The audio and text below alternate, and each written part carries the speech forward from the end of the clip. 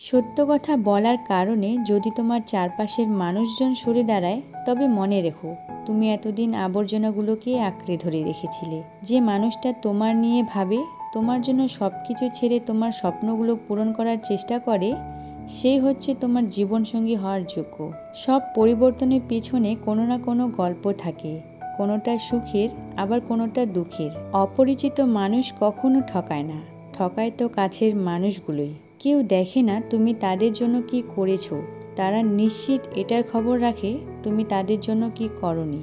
একটা সময় আসবে যখন বুঝতে পারবে এই জীবনে যারা তোমাকে ছেড়ে চলে গেছে, তাদের ছেড়ে চলে যাওয়াতেই তোমার ভালোই হয়েছে।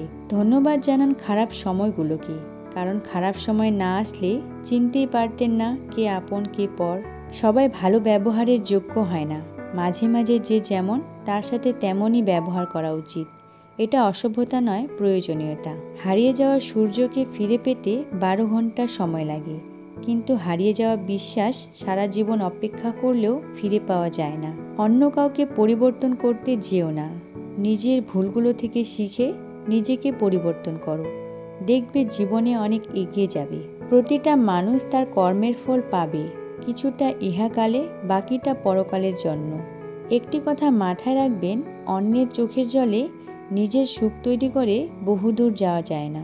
নিজের বিরুদ্ধের কথা চুপচাপ শুনে নাও, বিশ্বাস রাখো সময় একদিন এর যোগ্য জবাব দেবে। কখনো ভেঙে পড়ো না, পৃথিবীতে যা কিছু হারিয়ে যায় অন্য কোনো রূপে সেটি ঠিকই আবার ফিরে আসে জীবনে।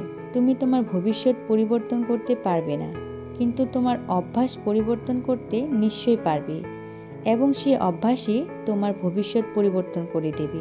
জবাব তো প্রতিটা কথারই দিতে পারা যায়, কিন্তু যে সম্পর্কের গুরুত্বই বোঝে না, সে আবার শব্দের গুরুত্ব কি বুঝবে।